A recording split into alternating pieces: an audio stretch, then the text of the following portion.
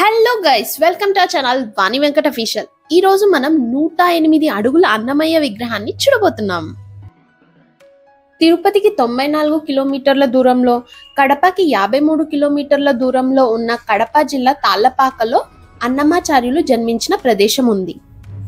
15వ శతాబ్దంలో తెలుగులో గొప్ప వాగ్గేయకారుడిగా ఈయన ప్రసిద్ధి చెందారు. ఈయన శ్రీ వెంకటేశ్వర స్వామి యొక్క పరమ భక్తుడు. వెంకటేశ్వర స్వామిపై అనేక సంకీర్తనలు రచించారు. అన్నమాచార్యుల వారు శ్రీ వెంకటేశ్వర స్వామిపై దాదాపు 32,000 కీర్తనలు స్వరపరిచినట్టు చెబుతారు. ఈ కీర్తనలు దేశవ్యాప్తంగా చాలా ప్రాచుర్యం చెందాయి.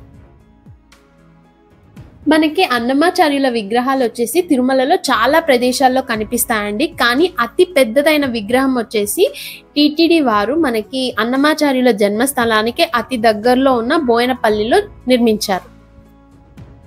ఈ విగ్రహం ఎత్తు వచ్చేసి 108 అడుగులండి. అన్నమాచార్యుల 600వ పుట్టినరోజు సందర్భంగా టీటీడీ వారు ఈ విగ్రహాన్ని ఆవిష్కరించారు.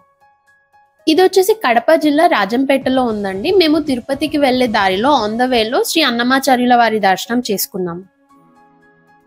థ్యాంక్స్ ఫర్ వాచింగ్ ఆ వీడియో అండి. మీకు కానీ మా వీడియోస్ నచ్చినట్టయితే please do subscribe to our channel, like and comment your opinion. Thank you. Bye.